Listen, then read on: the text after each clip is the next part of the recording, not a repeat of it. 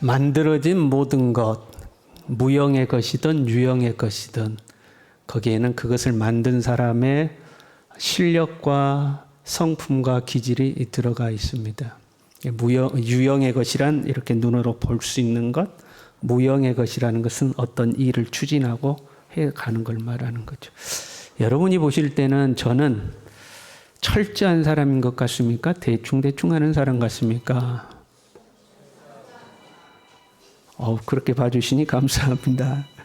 여러분이 보실 때는 저는 깔끔한 것 같습니까? 털털한 것 같습니까? 10여 년을 같이 살아도 저에 대해서 잘 모르시는군요. 저 어렸을 때 별명이 77이었습니다. 77 맞다고? 77이라고 그래서 저는 그렇게 깔끔하지는 않은 것 같아요. 저희 집사람이 깔끔하지 저는 그렇게 깔끔하지는 않습니다. 저는 원칙주의자 같습니까? 아니면 상황에 따라 즉각적으로 하는 사람 같습니까? 그렇군요. 여러분이 저를 생각하시는 게 그렇군요. 여러분이 저와 함께 살면서 제가 어떤 일을 하거나 설교를 하거나 예배를 인도하거나 그런 모습을 보고 목사님은 저런 분인 것 같아 라고 이제 생각하는 거잖아요. 하나님은 온 우주 만물을 만드셨습니다. 우리는 만들어진 이 온 우주 만물을 통하여서 하나님이 어떤 분이시구나 하는 것을 알 수가 있죠. 천지의 만물, 이제 봄이 되니까 이제 또 새싹이 피고 꽃이 피고 세상이 또 이렇게 변화되고 아름답잖아요. 이런 것들을 통해서 하나님의 솜씨를 우리가 알 수가 있습니다. 여러분, 하나님은 철저하십니까? 대충 하십니까? 하나님은 질서정연하십니까? 혼돈스럽습니까? 하나님은 치밀하십니까? 빈틈이 많습니까? 여러분이 그렇게 아시는 것처럼 그런 하나님이 우리의 삶을 철저하고 치밀하고 질서정연하게 이끌어가고 계시는 줄로 믿습니다. 하나님은 세상을 말씀으로 창조하셨습니다. 가만히 생각해 보면 제일 쉽잖아요. 우리가 제일 쉬운 게 말하는 거잖아요.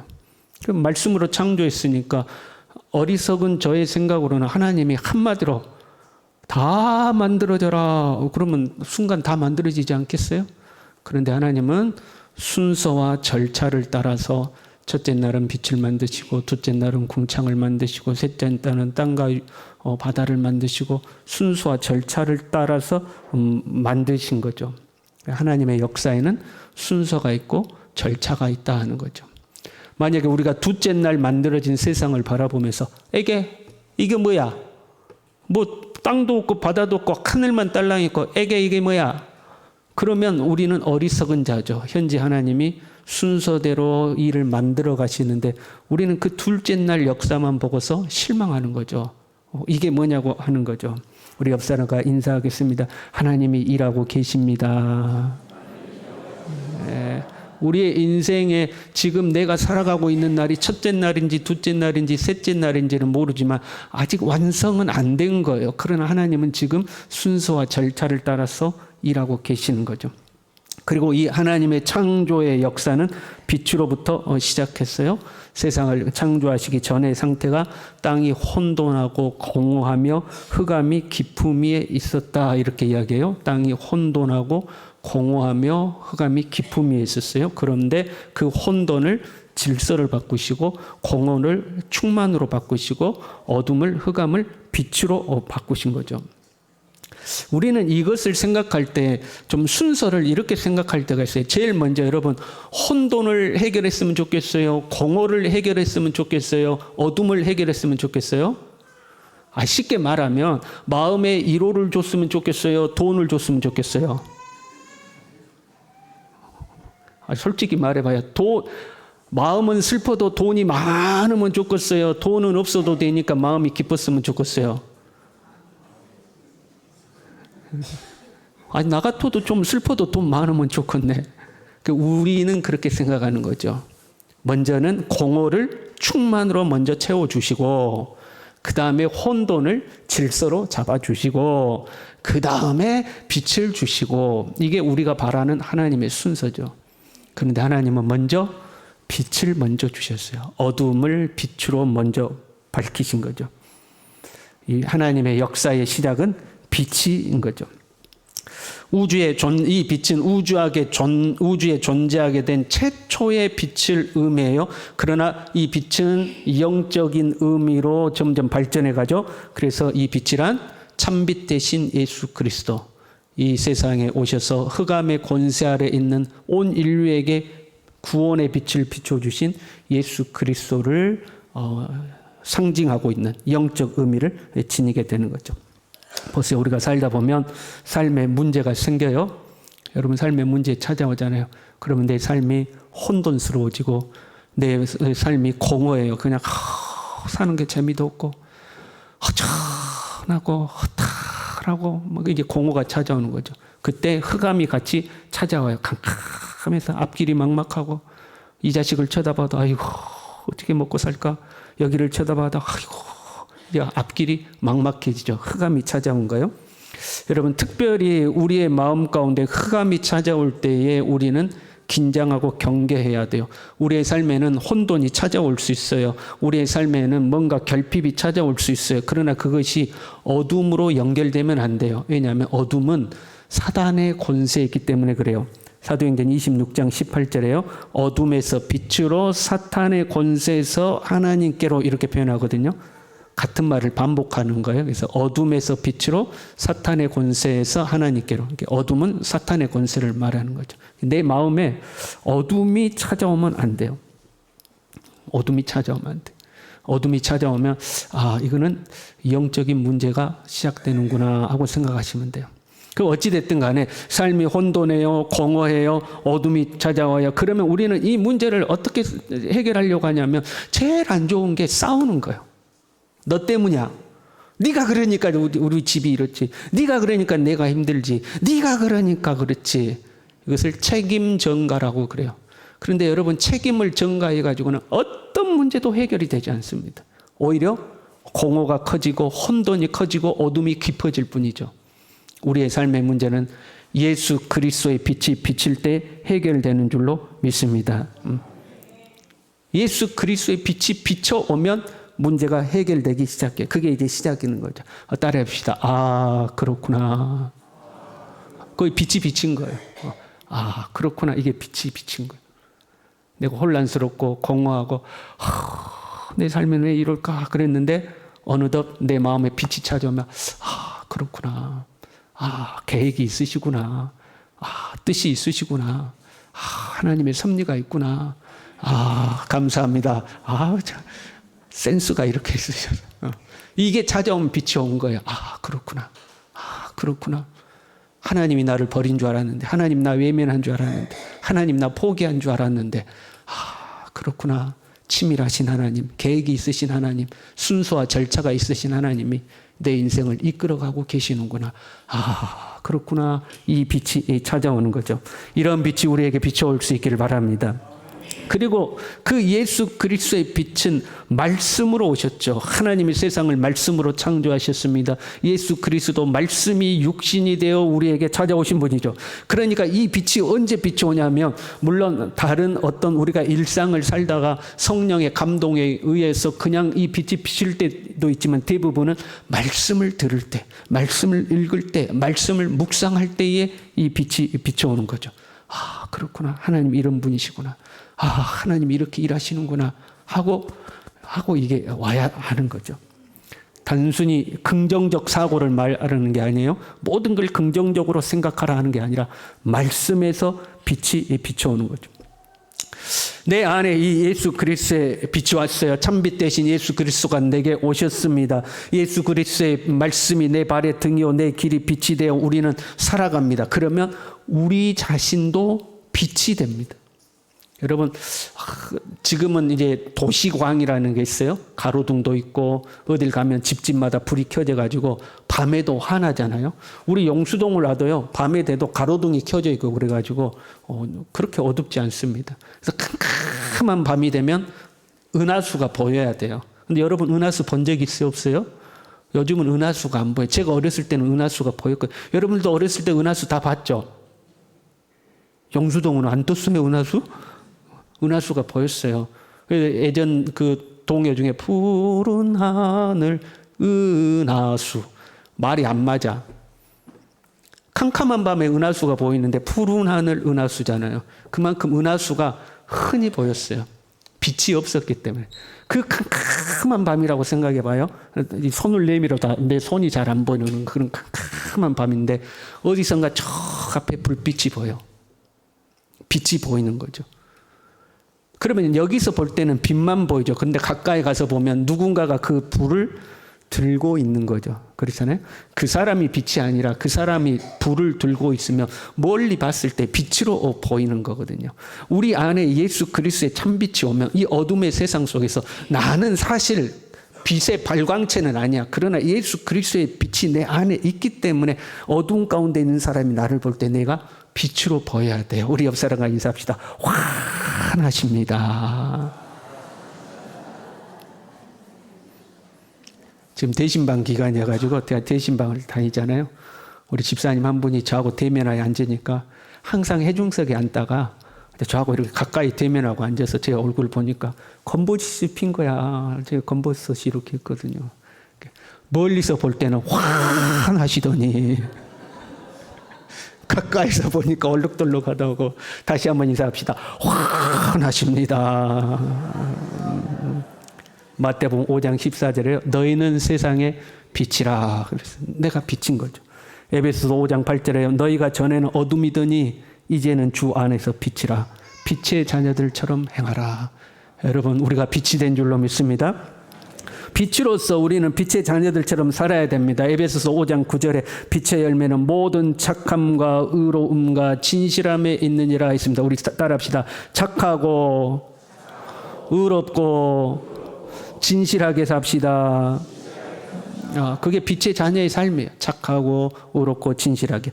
특별히 요한 1서는 이 빛에 대해서 강조를 하는데 빛의 자녀의 삶에 있어서 사랑을 가장 중요하게 말씀합니다. 요한 1서 2장 9절부터 이렇게 돼 있어요. 빛 가운데 있다 하면서 그 형제를 미워하는 자는 지금까지 어둠에 있는 자요. 그럼 우리가 그렇잖아요. 마음 가운데 어둠이 탁 미움이 찾아오면 마음이 캄캄해지는 거예요. 미움이 찾아왔다. 그 마음이 어두워지는 거예요. 그의 형제를 사랑하는 자는 빛 가운데 거하여 자기 속에 거리낌이 없으니 사랑하면 빛이 되는 거예요. 그의 형제를 미워하는 자는 어둠에 있고 또 어둠에 행하며 갈 곳을 알지 못하나니 이는 그 어둠이 그의 눈을 멀게 하였음이라. 여러분 사랑하며 사시길 바랍니다. 미워하면 자기 눈이 어두워서 갈 길을 모른대요. 그러니까 미움이 찾아오면요.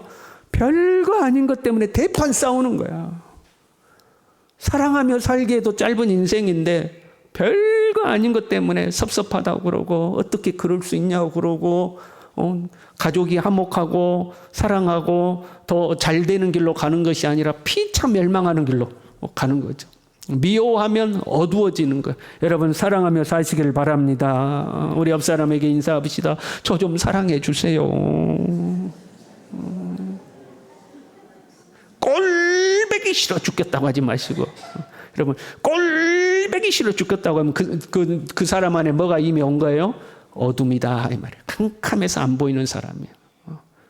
다 꼴배기 싫어. 머리에서 발끝까지 다 꼴배기 싫어. 근데 사랑하면 다 여러분 불쌍한 마음이 들면 사랑이 온 거예요. 그렇게 꼴배기 싫던 사람이 불쌍해. 어느 날 보니까 불쌍해. 여자분들, 남자분들을 불쌍히 여기시길 바랍니다. 여자가 하면 해야 되는데 그렇게 남편이 미워. 남자가 그렇게 미운데 어느 날 봤더니 축 처진 남편의 어깨가 그렇게 불쌍해 보여. 그러면 그 마음에 빛이 비친 거예요. 빛이 비친 거예요. 그렇게 아내가 미워 죽겠어. 저 여시 같은 거 저거.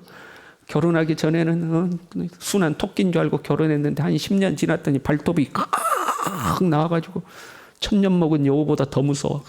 그랬는데 어느 날 그 아내를 보는데 나 같은 남자 만나서 고생 참 많이 했다 하고 불쌍한 마음이 들어. 그럼 빛이 비친 거예요. 그 어둠이 싹 사라지는 거죠. 여러분, 빛의 자녀답게 착하고 의롭고 진실하고 그리고 사랑하며 사시기를 바랍니다. 그리고 본문의 말씀이에요. 일어나라, 빛을 발하라 하고 말씀하셔요. 이 본문은 역사적으로 보면 바벨론 포로 생활을 하던 이스라엘이 회복될 것을 예언하신 말씀이에요. 예루살렘이 잃어버린 영광을 다시 되찾게 될 것이다. 이스라엘의 영광이 다시 회복될 것이다. 일어나라, 빛을 발하라 하신 말씀이에요. 그러나 우리가 예언서를 볼 때는요, 예언의 중요한 특징 중에 하나가 뭐냐면, 따라합시다. 가까운 미래를 통해서 먼 미래를 예언하신다. 네. 지금 이사야를 기록한 이사야는 600년 뒤, 800년 뒤 또는 2000년 뒤의 일을 알지 못해요. 자기들이 보는 가까운 미래는 이스라엘의 회복이라는 가까운 미래를 보고 있어요.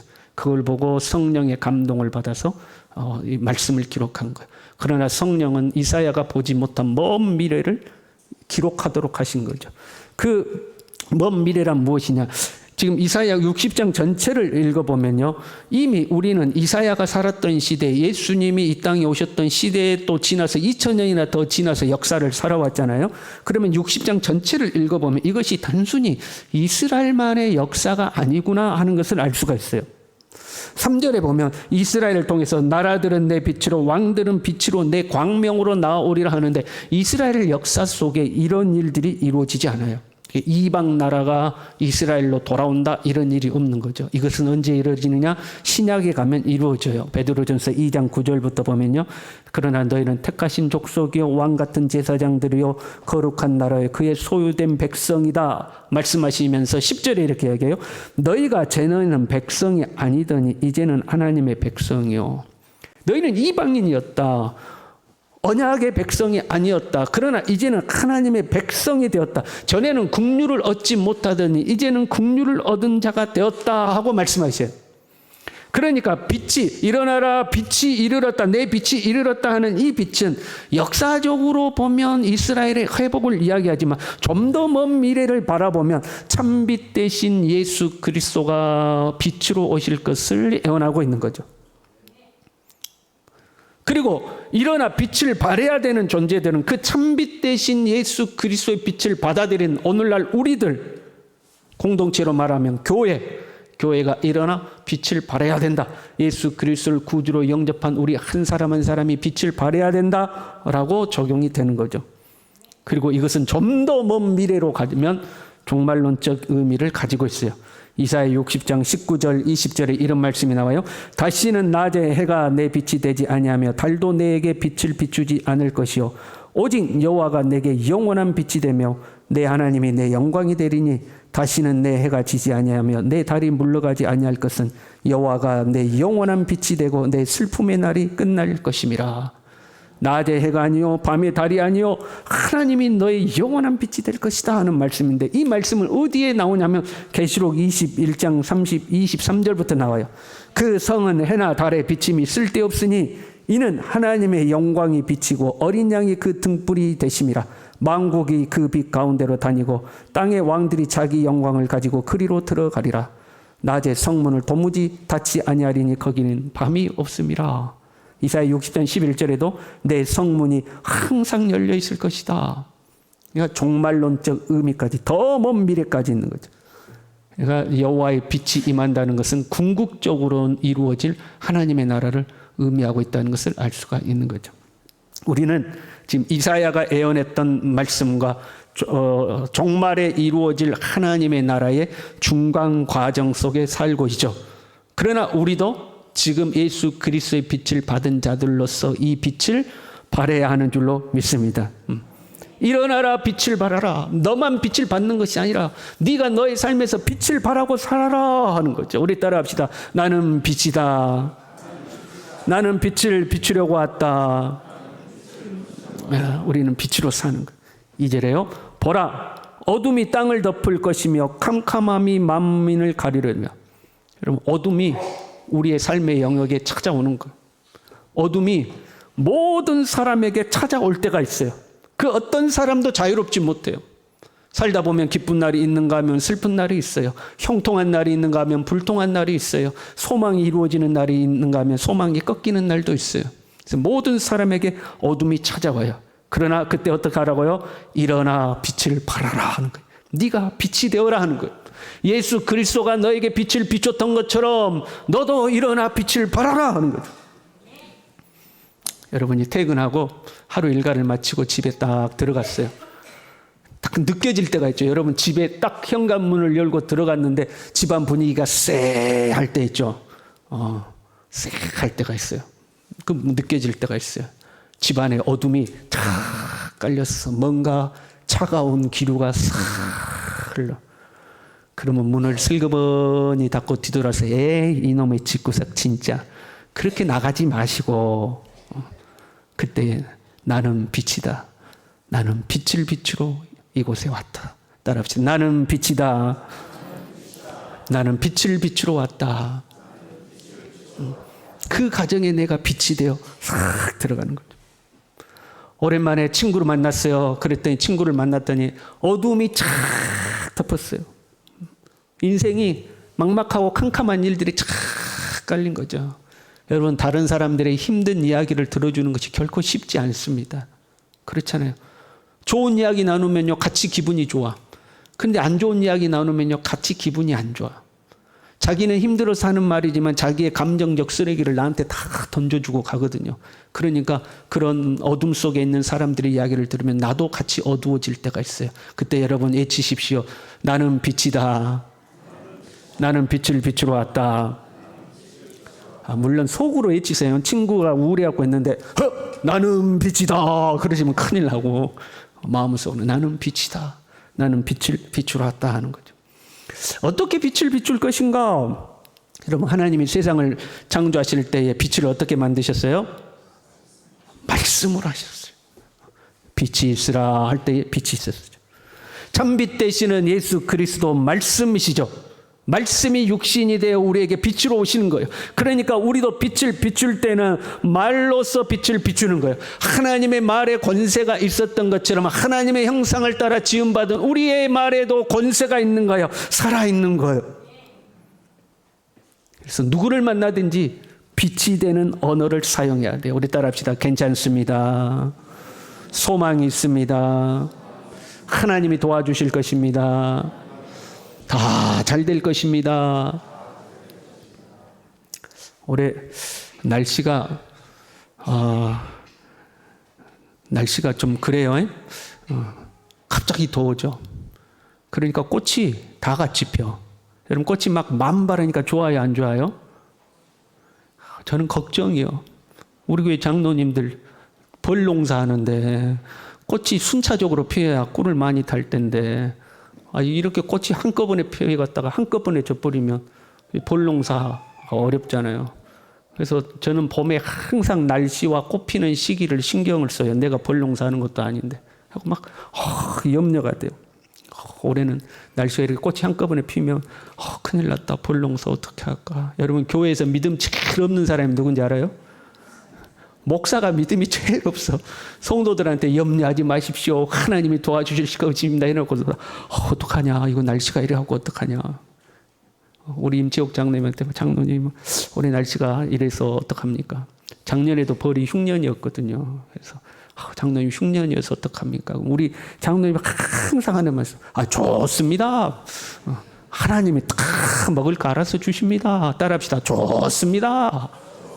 하나님이 알아서 다 주십니다. 그럼 속은 얼마나 상하겠어요. 그렇지 않아요? 그런데 항상 빛의 언어를 쓰는 거예요. 좋습니다. 하나님이 다 해주십니다. 물론 이런 언어들 우리에게 필요해요. 그러나 무조건 긍정적인 언어가 빛이 되는 건 아니에요. 빛은 예수님이시고 예수님은 말씀이시잖아요. 그래서 우리는 말씀에 근거한 말을 해야 돼요. 누가복음 12장 12절에요. 마땅히 할 말을 성령이 곧 그때에 너에게 가르치시리라. 마땅히 해야 할 말을 성령께서 가르치신다는 거예요. 그러니까 우리가 누구를 만났을 때, 가정에 들어갔을 때, 누군가 어둠 속에 있는 걸 봤을 때, 공허와 혼돈 속에 있는 걸 봤을 때에 내가 무조건 다 잘 때 이런 것이 아니라 따라합시다. 성령님 무슨 말을 할까요? 기도하는 마음으로 그 사람을 만나는 거예요. 성령님 제가 무슨 말을 할까요? 성령님 무슨 말을 하길 원하십니까? 그렇게 대화를 하는 거예요. 내 생각대로 무조건 좋은 말을 하는 것이 아니라 그때 성령께서 우리가 해야 할 말을 가르치시는 줄로 믿습니다. 누군가가 어려운 일을 당했어요. 여러분 어둠이 찾아오면 주님이 안 보여요. 내 마음에 어둠이 찾아오면 주님이 안 보여요.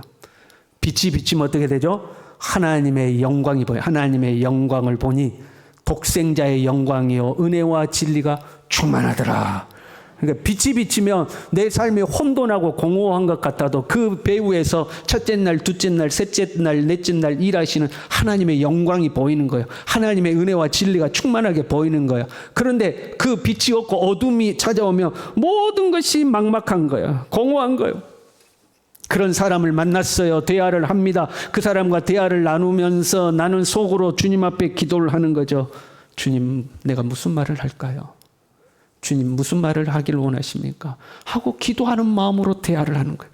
그러다 보면 나도 모르게 그 사람의 빛이 되는 말이 나오는 거예요. 나는 그 말을 했는지 안 했는지도 몰라. 그런데 나와 대화하고 나면 그 사람이 마음에 어둠이 싹 가시고 작은 불빛 하나라도 딱 그 빛을 보는 거죠. 희망을 보는 거죠. 아, 그것도 저것도 모르겠다. 그러면 이렇게 합시다. 따라합시다. 힘내십시오. 하나님이 함께 하십니다. 그 하나님 말씀에서 나온 거잖아요. 네가 어디로 가든지 네 여호와 하나님이 너와 항상 함께 하느니라 그랬으니까 이것도 저것도 모르겠다. 그러면 힘내십시오. 하나님이 당신과 함께하고 계십니다. 힘내십시오. 하나님이 일하고 계십니다. 우리는 어디를 가든지 누구를 가든지 소망이 되는 말하는 것도 빛을 되는 거죠. 누구 안에서? 예수님 안에서. 우리 다시 옆 사람과 인사합시다. 힘내십시오. 하나님이 당신과 함께 하십니다. 그리고 참 빛은 오직 예수 그리스도니까 그 사람이 혹시 예수님을 멀리 떠나 있다면 예수님께 가까이 있지 않다면 예수님께 나오십시오. 예수님을 가까이 하십시오. 예수님을 붙드십시오. 예수님을 의지하십시오. 그분이 당신을 도와주실 것입니다. 우리 어디를 가든지 이 빛으로 살아가는 빛을 바라고 살아갈 수 있기를 간절히 바랍니다. 우리 함께 찬양할까요? 이 찬양